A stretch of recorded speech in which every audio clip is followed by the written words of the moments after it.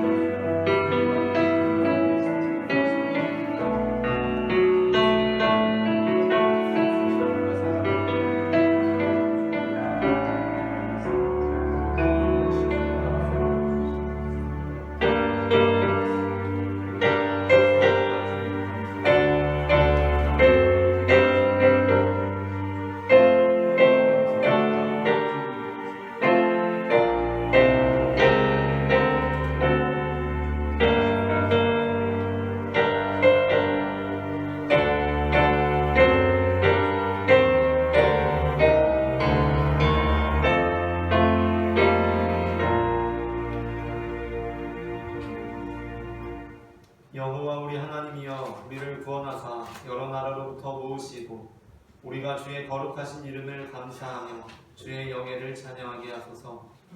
여호와 이스라엘의 하나님을 영원부터 영원까지 찬양할지어다. 아멘. 모든 백성들아 아멘 할지어다. 아멘. 할렐루야. 아멘.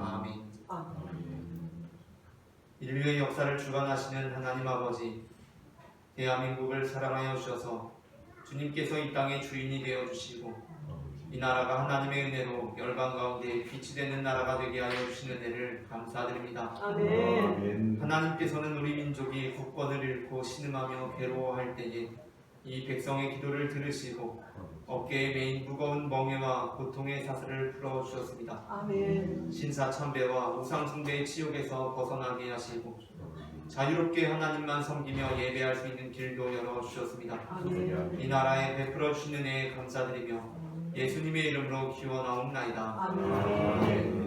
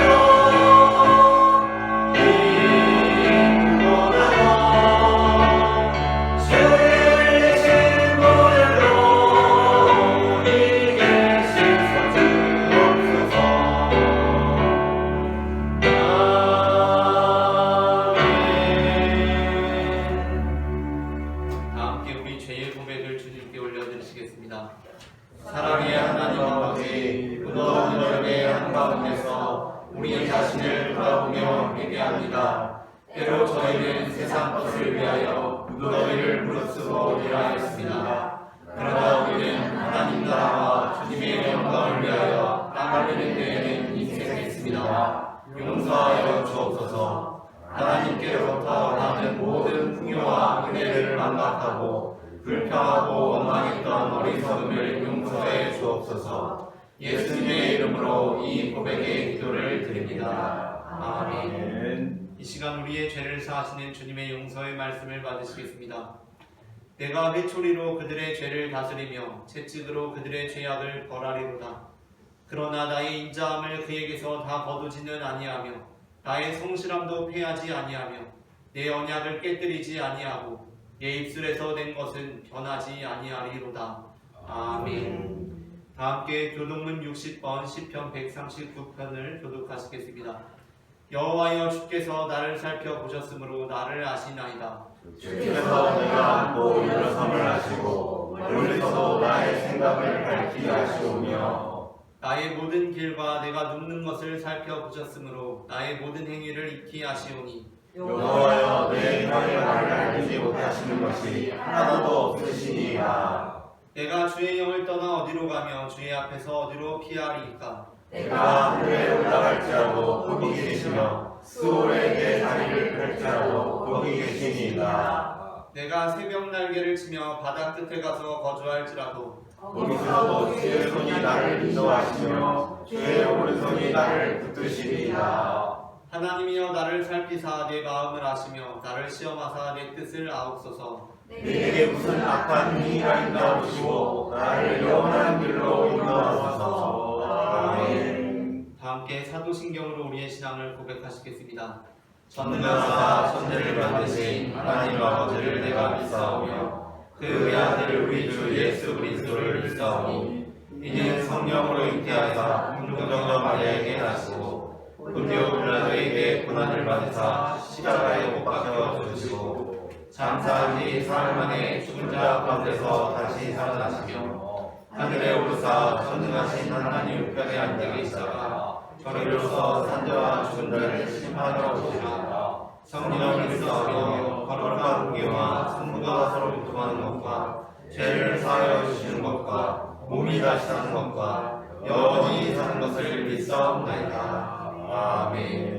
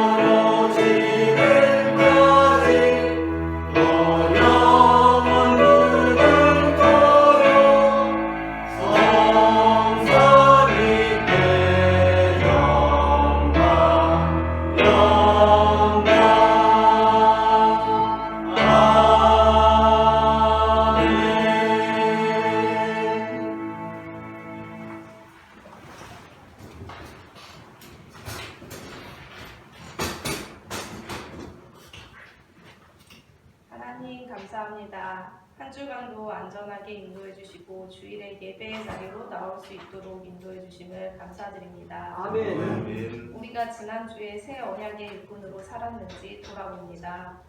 마음속에 비교와 불평, 불만이 있지는 않았는지 돌아봅니다. 아버지. 주님의 자녀로서 살아간다고 하면서도 순간순간 사탄의 시험에 넘어져 또 다시 주님 붙잡고 일어서는 연약한 우리를 불쌍히 여기시고 더 큰 믿음을 허락하여 주시옵소서. 아멘. 하나님의 은혜로 새 언약의 일꾼이 되기를 원하는 온유교회 성도들이 되기를 원합니다. 아멘. 목사님의 말씀을 통해 신앙이 성숙하며 세상으로 나아가 살리는 영을 받은 사람으로서 말하며 행동하게 하시고 죄에 빠져 힘들어하는 사람들을 살리고 죄로부터 자유로워질 수 있도록 선포하는 사람이 되기를 원하며 소망하며 다짐합니다.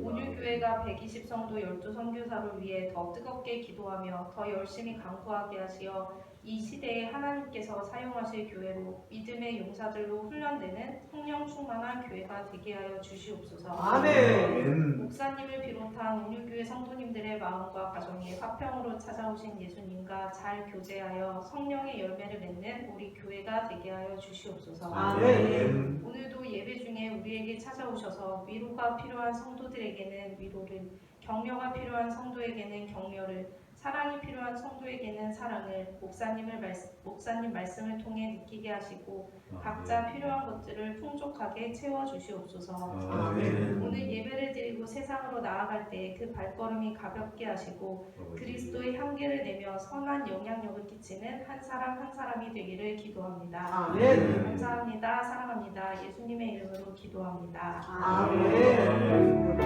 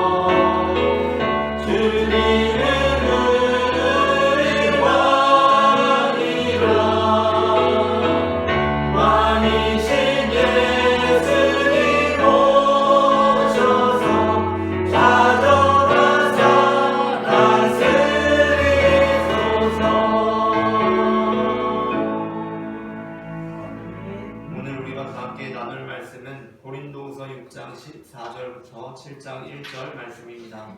본문을 한 절씩 교독하시고 마지막 절은 함께 읽겠습니다. 너희는 믿지 않는 자와 멍에를 함께 매지 말라. 의와 불법이 어찌 함께하며 빛과 어둠이 어찌 사귀며 그리스도와 벨리알이 어찌 조화하며 믿는 자와 믿지 않는 자가 어찌 상관하며 하나님의 성전과 우상이 어찌 일치가 되리요. 우리는 살아계신 하나님의 성전이라. 이와 같이 하나님께서 이르시되 내가 그들 가운데 거하며 두루 행하여 나는 그들의 하나님이 되고 그들은 나의 백성이 되리라. 그러므로 너희는 그들 중에서 나와서 따로 있고 부정한 것을 만지지 말라. 내가 너희를 영접하여 너희에게 아버지가 되고 너희는 내게 자녀가 되리라. 전능하신 주의 말씀이니라 하셨느니라. 그런즉 사랑하는 자들아 이 약속을 가진 우리는 하나님을 두려워하는 가운데서 거룩함을 온전히 이루어 육과 영의 온갖 더러운 것에서 자신을 깨끗하게 하자. 아멘. 조선 후기에 평안도 어느 고을의 이름난 선비 홍길동은 떠돌이 장상꾼들로부터 건넌마을에 몽룡이란 8살 아이가 하루아침에 부모 형제를 다 잃고 홀로 되었다는 소식을 듣게 되었습니다. 그 어린아이가 어쩌다 그렇게 비참한 형편에 놓이게 된 것인가. 그 소식을 듣고 난 후부터 홍길동은 며칠째 잠을 설치고 있었습니다. 하루 이틀 그리고 사흘 나흘 닷새가 되는 날 홍길동은 더 이상 그 아이를 가만히 내버려 둘 수 없다고 생각했습니다. 자신이 고민하는 사이 아이가 어떻게 될지도 모른다는 불안감이 싹트기 시작하자 홍길동은 그날로 건넌마을에 가 동네 사람들과 관청해 자신이 어떠한 사람인지를 증명하고 몽룡이를 데리고 왔습니다. 그렇게 몽룡이는 홍길동의 아들이 되었습니다. 하지만 문제는 다음 날부터 발생했습니다. 품이 있는 가문인 홍길동의 집에 온 몽룡이는 어린 시절부터 아주 비참한 삶을 살아왔기에 먹는 것도 말하는 것도 다 홍길동 집안과는 어울리지 않게 몹시 천박하기 그지없었습니다. 그래서 홍길동은 몽룡이를 불러다가 이렇게 말했습니다. 몽룡아, 이제 너는 이전의 몽룡이가 아니다. 너는 이제 나 홍길동의 아들이고 우리 집안의 사람이다. 그렇다고 하면 너는 이제 이전에 네가 행하던 천박한 말과 행동들을 버리고 내 아들다운 우리 집안 사람다운 말과 행동을 해야 한다. 그렇게 할 때에야 너는 비로소 진정으로 내 아들이 될 것이다. 고린도후서 6장에서 사도 바울은 구약 성경의 본문들을 인용하면서 고린도 교회에게 너희가 믿지 않는 자들 중에서 나와서 따로 있고 부정한 것을 만지지 않을 때 하나님께서 우리의 아버지가 되시고 우리가 하나님의 자녀가 되리라는 것처럼 틀리는 말씀을 합니다. 17절부터 18절 말씀을 다 함께 합독하시겠습니다. 그러므로 너희는 그들 중에서 나와서 따로 있고 부정한 것을 만지지 말라. 내가 너희를 영접하여 너희의 아버지가 되고 너희는 내게 자녀가 되리라. 전능하신 주의 말씀이니라 하셨느니라. 아멘. 그렇다면 본문의 의미는 우리가 하나님의 뜻에 합당한 뜻대로만 행해야 우리가 하나님의 자녀가 된다는 것입니까? 그렇지 않습니다. 몽룡이가 아무런 공로가 없이 온전히 홍길동의 은혜로 홍길동의 아들이 된 것처럼 우리 또한 이미 완전하신 하나님의 은혜로 하나님의 자녀가 된 것입니다. 그러나 몽룡이는 홍길동의 아들이 되었음에도 불구하고 여전히 천박한 행실을 지속하므로 홍길동으로부터 네가 천박한 말과 행동들을 버리고 내 아들다운 우리 집안 사람다운 삶을 살아갈 때 비로소 너는 진정으로 내 아들이 될 것이다 라는 말을 들어야 했습니다. 홍길동은 건넌마을에 아직 지내고 있는 몽룡이에게 그를 건넌마을에 내버려 두면서 몽룡아, 너의 행실을 보고 너를 아들로 삼을지 말지 결정해보겠다 라고 하지 않았습니다. 그리고 또 홍길동은 몽룡이에게 네가 천박한 말과 행동을 고치지 않으면, 버리지 않으면 너를 다시 건넌마을로 돌려보내겠다 라고 말하는 것도 아니었습니다.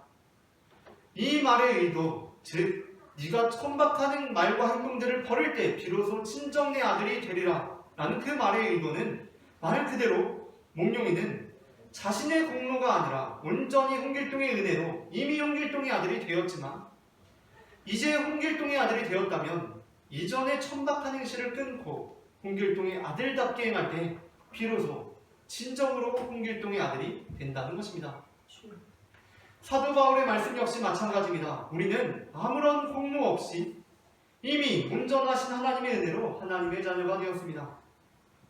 하나님께서는 우리가 하나님의 뜻대로 행하는지 그렇지 않은지를 지켜보시고 계시다가 우리를 자녀로 삼을지 말지를 결정하시는 분이 아니라 이미 그저 하나님의 은혜로 우리를 하나님의 자녀로 삼으셨습니다.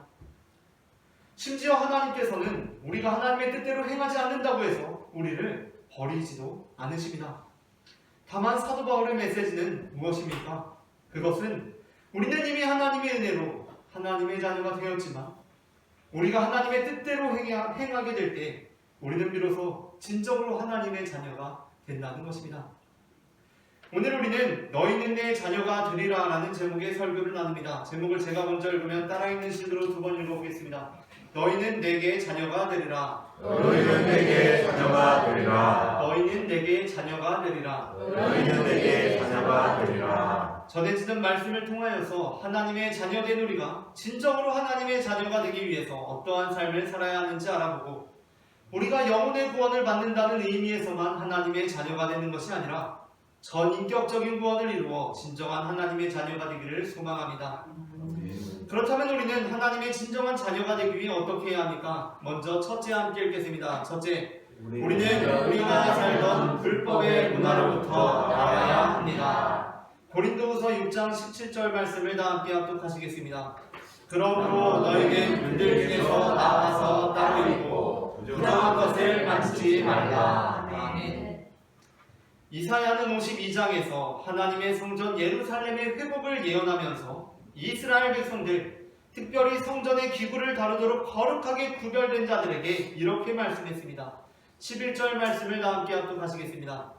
너희는 떠날지어다 거기서 나오고 부정한 것을 만지지 말지어다. 그 가운데서 나올지어다. 여호와의 기구를 믿는 자들이여 스스로 정결하게 할지어다. 아멘. 바울은 고린도후서를 쓰면서 다른 내용들을 하나님의 계시를 받아서 기록하였지만 특별히 구약 성경을 인용하여 기록한 구절들이 있습니다. 오늘 우리가 읽은 고린도후서 6장 17절은 사도 바울이 이사야 말씀을 인용하여 기록하고 있는 것입니다. 바울은 바로 이 이사야 52장 11절을 인용하여 우리는 어떻게 진정한 하나님의 자녀가 되고 하나님의 성전이 되는 것인지에 관하여 말씀합니다. 그런데 본문을 보면 고린도후서의 본문과 이사야 본문 간에 차이가 있습니다. 사도 바울은 분명히 구약 성경에서 이렇게 하나님께서 우리에게 말씀해 주셨다라는 언약의 메시지로 그것을 인용하고 있는데 그 말씀상의 차이가 있다는 것입니다. 가장 우선적으로 눈에 띄는 차이는 무엇입니까? 이사야에서는 떠날지어다가 먼저 나온 후에 나오라라는 말씀이 나오고 그 다음에 부정한 것을 만지지 말지어다라고 말씀하는데 고린도후서는 나오고가 먼저 나오고 그 다음에 따로 있고 그리고 마지막으로 부정한 것을 만지지 말라가 나온다는 것입니다. 그리고 또 보이는 것은 이사야는 떠날지어다를 두 번 말씀하는 것입니다. 그렇다면 바울의 구약 성경을 인용하면 좀 제대로 똑바로 글자를 안 틀리게 인용을 해서 우리로 하여금 납진케 하지 않았으면 좋겠는데 사도 바울은 왜 글자를 틀리게 인용을 해서 비그리스도인들로부터 우리가 도전받는 일을 지금 구실로 삼도록 만들고 있는 것입니까?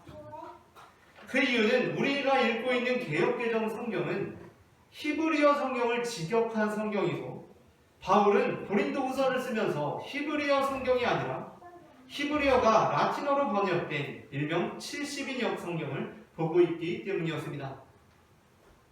그러나 이사야가 거룩한 자들에게 주는 메시지와 바울이 하나님의 자녀된 우리들에게 주는 메시지는 결코 다르지 않습니다. 그러니까 우리가 지금 읽고 있는 이 개역개정 성경은 히브리어 성경을 바로 직역한 성경인데 사도 바울은 이방인들에게 선교를 하다 보니까 그 초대교회 당시에도 이미 히브리어 성경을 읽지 않았습니다. 그 당시에 이미 라틴어 성경으로 로마 제국이 사용하고 있는 라틴어 성경으로 복음을 전해야 했고 그래서 라틴어 성경을 번역해서 자기 성경에 자기 편지에 인용을 하고 있는 것입니다. 그러니까 번역상에 약간 차이가 일어나면서 우리가 히브리어 성경에서 번역한 것과 사도 바울이 번역한 것이 약간 번역상의 차이가 있는 것입니다. 하지만 이 메시지가 결코 다르지 않다는 것입니다. 제가 저희 집 이야기는 아닌데 저희 집에 첫째가 있고 둘째가 있습니다. 그런데 저희 집에 둘째가 그렇다는 것이 아니라 대부분의 둘째 아이들을 보면 딱 한 4, 5살쯤 되면 괜히 언니에게 시비를 걸고 그 말을 꼬투리를 잡으려고 하는 경향들이 생겨나는 것 같습니다. 저희 집안 이야기는 아니지만 어느 날 홍길동 씨 집안이 수영장에 놀러 갔습니다. 홍길동 씨는 물에 놀고 있는 첫째와 둘째를 보면서 첫째에게 라면 먹자 라면 나와! 라고 말했습니다. 라면 먹자 라면 나와! 입니다. 그리고 라면 앞에 앉으니까 여기 젓가락 하면서 젓가락을 줬습니다. 그런데 또 그 가족이 라면으로 육개장 컵라면을 싸왔기 때문에 육개장을 싸왔습니다. 그래서 나와 육개장 먹자 라고도 말할 수 있지 않겠습니까? 나와 육개장 먹자. 그리고 나와서 라면 앞에 앉으니까 여기 젓가락 할 수 있습니다. 그때 그 첫째와 둘째 중 어느 누구도 육개장 먹자면 왜 라면을 줘? 라고 할 아이는 없다는 것입니다. 왜냐하면 우리나라에 육개장이라는 컵라면이 있기 때문입니다. 하지만 외국인들이 이 성경을 읽는다면 어떻게 이 말을 듣는다면 어떻게 생각했습니까? 아니 왜 육개장을 준다고 했는데 왜 라면을 주지? 라고 생각하지 않겠습니까?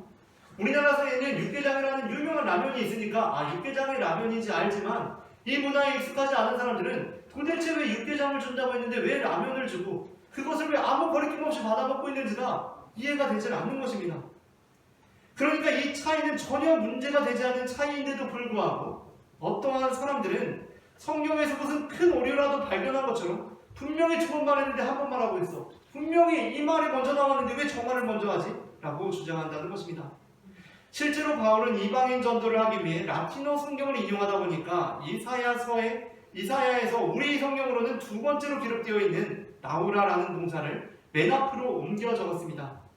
그리고 거기서 더 나아가 히브리어 성경에 떠날지어다라고 나와 있는 동사를 따로 있고라고 바꾸어 썼습니다. 그리고 2번에서 1번으로 줄여 썼습니다. 이는 앞서 말씀드린 바와 같이 바울이 히브리어 성경이 아니라 라틴어 성경을 이방인 선교를 위해 인용했기 때문이었습니다. 그러나 성경의 사소한 문제를 성경을 공격할 구실로 삼는 사람들은 이러한 설명에도 귀를 막습니다. 그리고 이것이 마치 성경의 중대한 오류라고 주장하면서 성경의 권위를 떨어뜨리려고 합니다.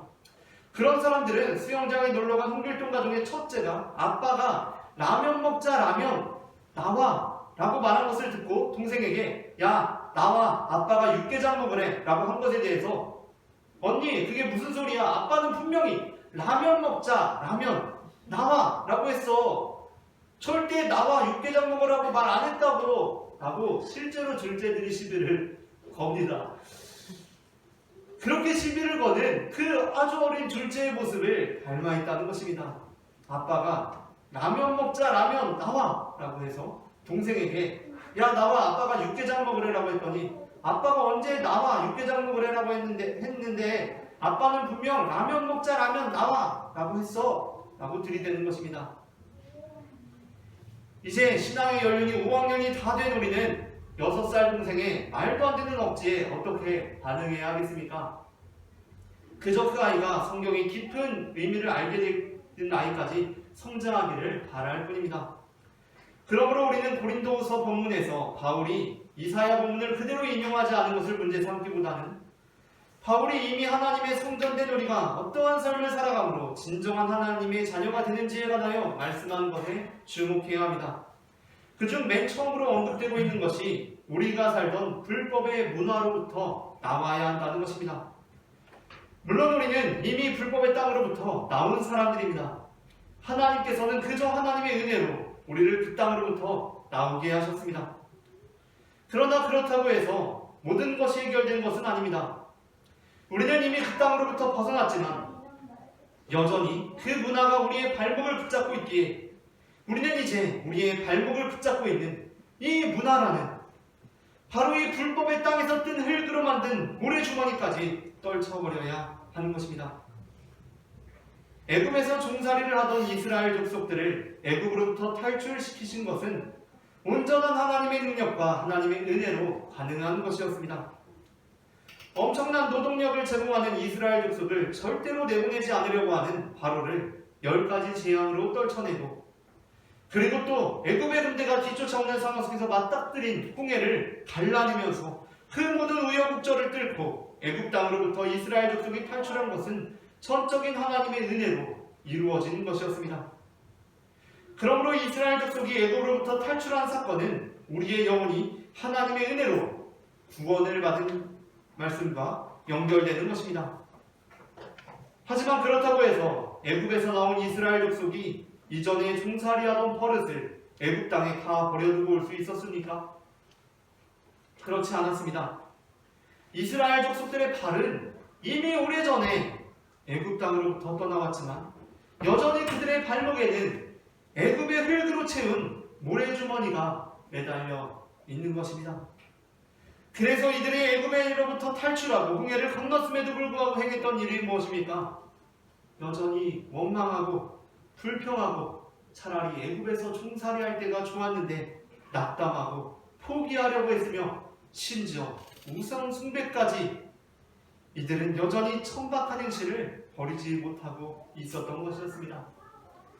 그러므로 사도 바울은 우리가 이제 그리스도인이 되었다면 그리스도인답게 우리의 구원을 육과 영의 온갖 더러운 것에서 온전히 이루어야 한다고 말씀합니다. 고린도후서 7장 1절 말씀을 다 함께 합독하시겠습니다.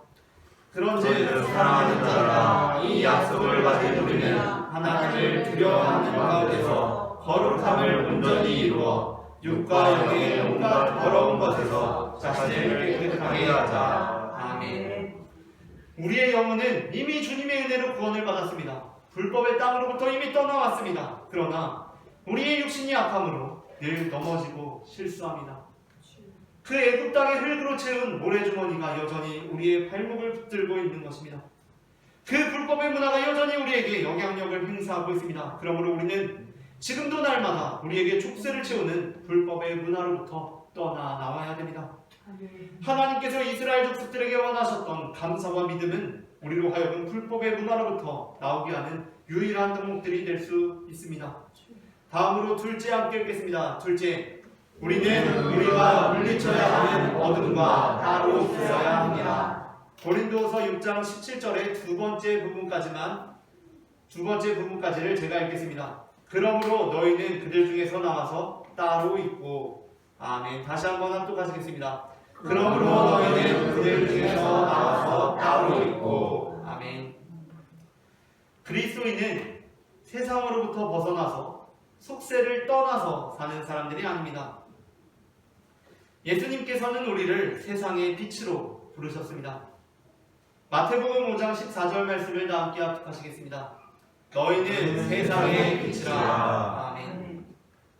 그렇기 때문에 우리는 세상 가운데 세상과 함께 있어야 합니다.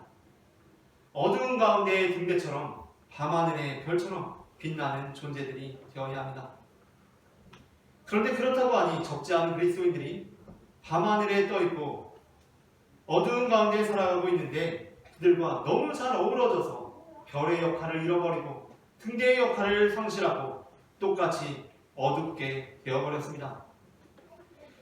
하지만 그것은 우리가 세상 가운데 세상과 함께 있어야 한다는 하나님의 말씀을 오해하는 것입니다. 우리는 밤하늘에 있어야 하는 것이 분명하고 어두운 바다 가운데 있어야 하는 것이 분명하지만 우리는 그 가운데 별처럼 등대처럼 빛나는 존재로 있어야 하는 것입니다. 그리스도인들은 바벨론에서 포로 생활을 할지언정 그들과 구별된 삶을 살아가는 다니엘과 그 친구들이 되어야 했던 것입니다. 다니엘과 그 친구들은 출애굽의 은혜를 경험했던 것이 아니라 하나님의 뜻 가운데 바벨론에서 계속 살아야 했습니다. 그러나 그들에게 맡겨졌던 분명한 사명은 무엇이었습니까? 그 가운데 바벨론에서 포로 생활하면서 바벨론 문화에 물드는 것이 아니라 그 가운데서 구별된 삶을 살았던 것입니다. 우리는 세상 가운데 세상과 함께 있습니다. 그러나 빛과 어둠이 사귈 수 없듯이 우리는 세상과 어울릴 수가 없는 존재들입니다. 고린도후서 6장 14절 말씀을 함께 읽겠습니다. 너희는 믿지 않는 자와 엉매를 함께 하지 말라. 의와 불법이 어찌 함께하며 빛과 어둠이 넌지 사귀며. 아멘. 너희는 믿지 않는 자와 멍에를 함께 매지 말라는 말씀은 보통 그리스도인의 결혼에 관한 문제에 자주 적용되는 말씀입니다.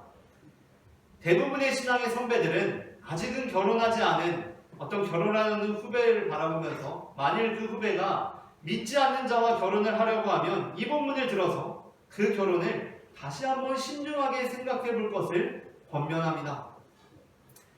그러나 이 본문은 당연히 결혼에 적용되어야 하는 것이 마땅하지만 단지 결혼에만 적용될 본문이 아닙니다. 사실 이 본문은 우리의 일상생활의 모든 영역에 동일하게 적용되어야 하는 본문입니다.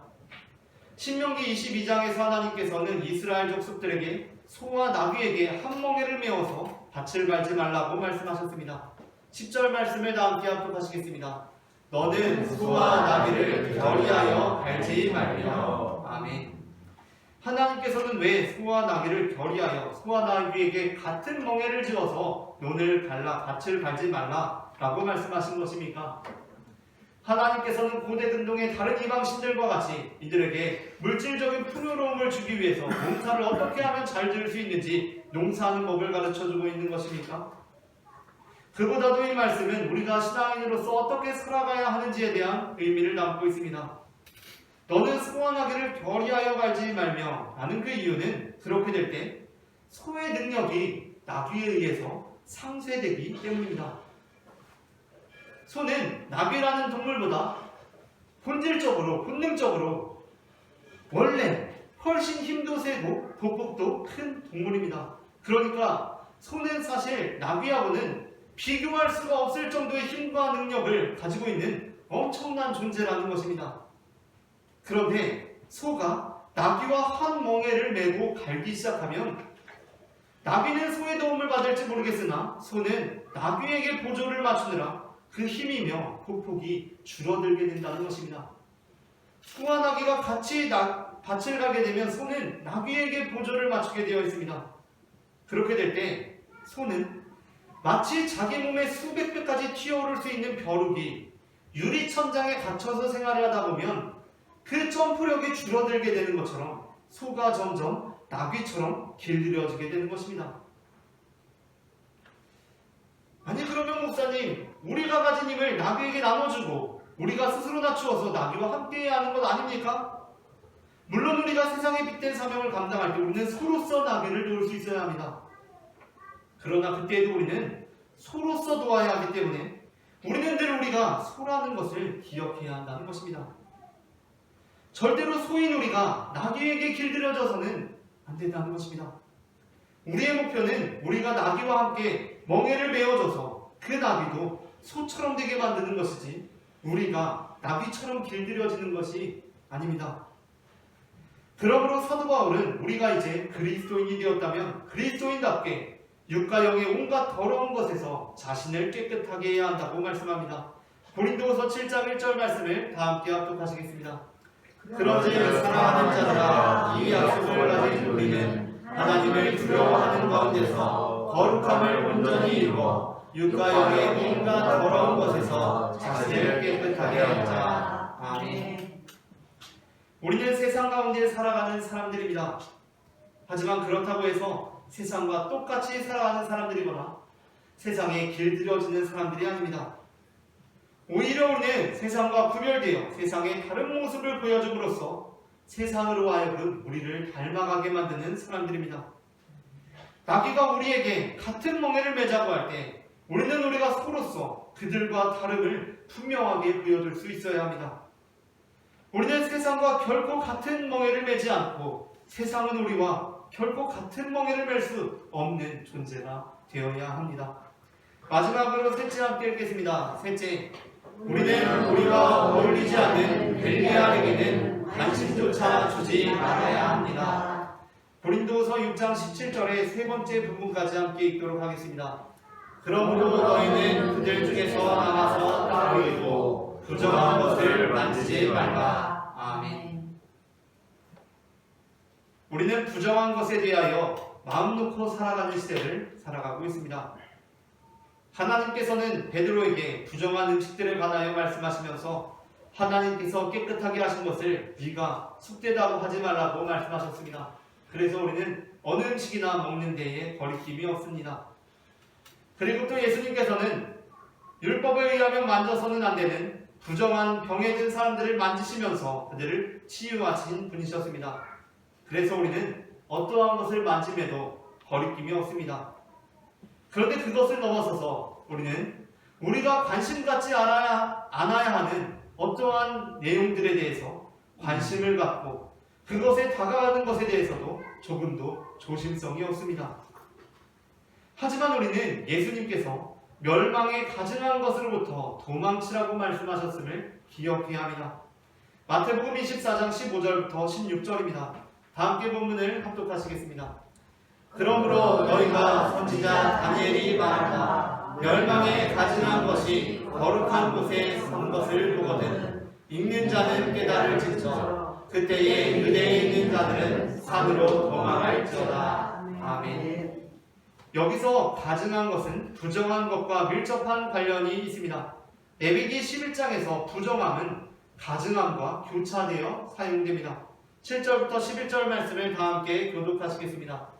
돼지는 굽이 갈라져 쪽발이로 돼 새김치를 못함으로 너희에게 부정하니 너희는 이런 고기를 먹지 말고 그 주먹도 만지지 말라. 이것들은 너희에게 부정하니라. 물에 있는 모든 것 중에서 너희가 먹을 만한 것은 이것이니 강과 바다와 다른 물에 있는 모든 것 중에서 지느러미와 비늘 있는 것은 너희가 먹되 물에서 움직이는 모든 것과 물에서 사는 모든 것, 곧 강과 바다에 있는 것으로서 지느러미와 비늘 없는 모든 것은 너희에게 가증한 것이라. 읽겠습니다. 너희들은 너희에게 가증한 것이니 너희는 곧 고기를 먹지 말고 그 주범을 가증히 여기라. 아멘. 본문에서 그 고기를 먹지 말고 그 주범을 가증히 여기라는 것은 그것을 아주 혐오스럽게 여기라는 말씀입니다. 온 우주와 이 모든 온 땅은 하나님께서 우리에게 주신 거룩한 것입니다. 그런데 그 가운데 부정한 것, 가증한 것이 있으면 우리는 그것을 먹지 않는 것을 넘어서 거들떠보지도 않아야 합니다. 이 시대에도 우리가 만지지 말아야 하는 부정한 것들은 엄연히 존재하며 우리가 그것을 만지지 않는다는 것은 그에 대해 일말의 관심도 주지 않는 것입니다. 고린도후서 6장 14절부터 16절은 우리가 하나님의 성전으로서 함께할 수 없는 것들에 관하여 이렇게 말씀합니다. 본문을 다 함께 한 절씩 교독하시겠습니다. 너희는 믿지 않는 자와 멍에를 함께하지 말라. 의와 불법이 어찌 함께하며 빛과 어둠이 어찌 사귀며 그리스도와 함께하며 어찌 상하며 믿는 자와 믿지 않는 자가 어찌 상관하며 하나님의 성전과 우상이 어찌 일치가 되리요. 우리는 살아계신 하나님의 성전이라. 이와 같이 하나님께서 이르시되 내가 그들 가운데 거하며 두루 행하여 나는 그들의 하나님이 되고 그들은 나의 백성이 되리라. 아멘. 15절에 나오는 벨리앗, 그리스도와 됨되는 벨리알이라는 것은 사탄을 의미합니다. 오늘 이 시대에도 마귀는 우리가 하나님의 진정한 자녀가 되지 못하게 하기 위해 우리를 유혹하고 현혹합니다. 그 유혹에 있어서 그것에 일말의 관심도 주지 않는 단호한 입장을 우리는 취할 수 있어야 합니다. 사울이 이스라엘 민족을 다스리고 있다가 이제 사무엘이 죽게 되었을 때 사울은 흩어진 이스라엘의 민심을 잡기 위해서 이스라엘 땅에 여전히 남아있던 모든 우상과 무당들, 이방의 신전들을 다 무너뜨리고 그들을 다 이스라엘 밖으로 내쫓습니다. 그런데 얼마 시간이 지나지 않아 이스라엘 가운데 위기가 닥치고 이스라엘의 적군들이 쳐들어오게 되자 사울은 자신이 내어 쫓았던 무당을 찾아가서 그 무당에게 하나님의 뜻을 이때 내가 어떻게 행동해야 하는지를 구하게 됩니다. 그것을 통하여서 사울은 완전히 하나님의 버림을 받게 되는 것입니다. 사무엘상에 보면 사울은 왕이 된 지 만 2년 만에 하나님의 뜻을 행하지 않으므로 하나님으로부터 버림을 받았다라는 구절이 성경에 등장합니다. 그런데 그렇다고 해서 사울은 하나님께 그때 바로 버림을 받은 것이 아니었습니다. 왕이 되고 2년 만에 하나님의 버림을 받았다는 말씀을 받았는데 사울은 이스라엘을 40년을 통치했습니다. 그 본문이 의미하는 것이 무엇입니까? 하나님께서 사울을 버리셨다고 말씀하셨지만 하나님께서는 38년 동안 사울을 기다리신 것입니다. 그런데 사울은 스스로 하나님의 버림을 확증하는 일을 무당을 찾아감으로 자청하였습니다. 오늘 이 시대에 우리가 관심 갖지 말아야 할 벨리알이 무엇입니까? 오늘 우리가 만지지 않는 것, 먹지 않는 것을 넘어서 쳐다보지도 말아야 하는 것이 무엇입니까? 우리는 마귀가 우리를 현혹하는 이 시대에 그것에 일말의 관심도 주지 않는 단호한 입장을 취할 수 있어야 합니다.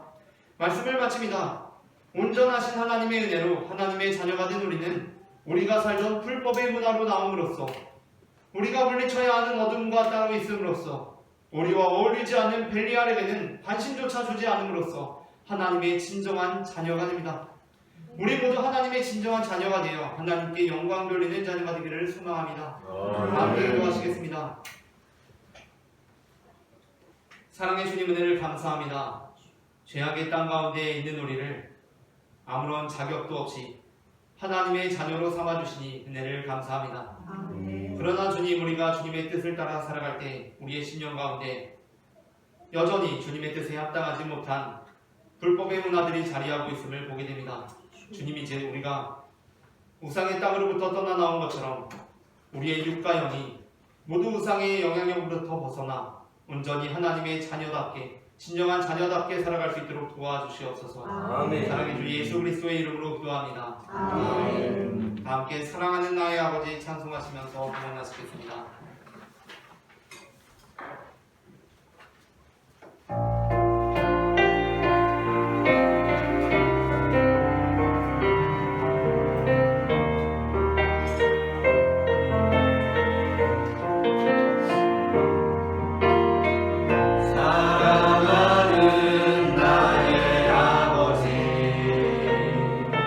이름 높여 드립니다.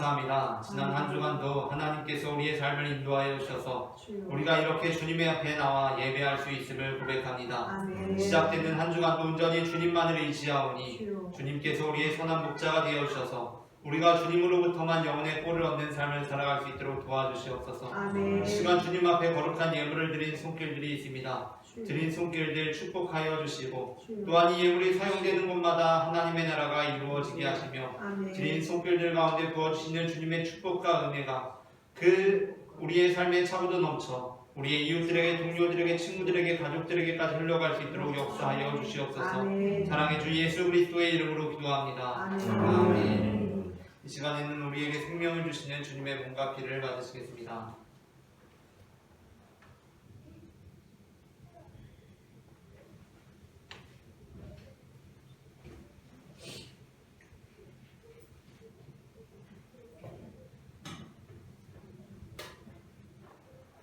이것은 주님의 몸, 이것은 주님의 피, 이것을 먹고 마셔 주님의 생명 얻네.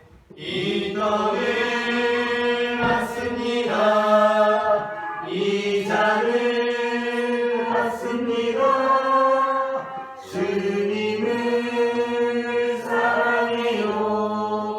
십자가 기억하리.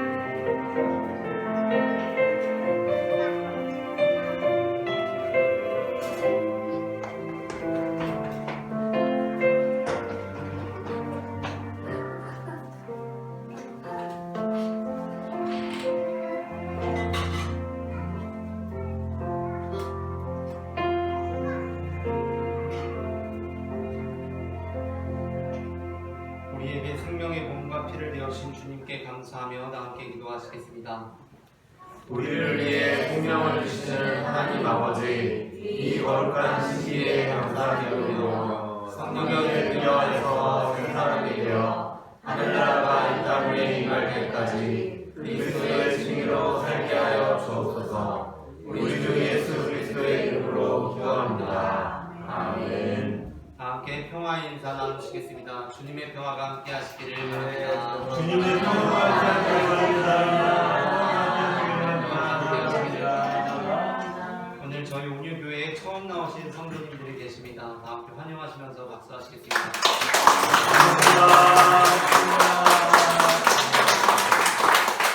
이렇게 작은 상가교회에 예배에 참석하신 것이 결코 쉬운 일이 아닌 것을 알기 때문에 기꺼이 방문해 주신 걸음에 진심으로 감사드립니다. 저희 온유교회는 작지만 큰 비전을 가지고 있는 교회입니다. 성도님께서도 그 비전의 성취를 목도하시는 자리에 동참하시기를 권하여 드리면서 그 가운데 은혜 충만한 삶을 살아가시게 되시기를 바랍니다.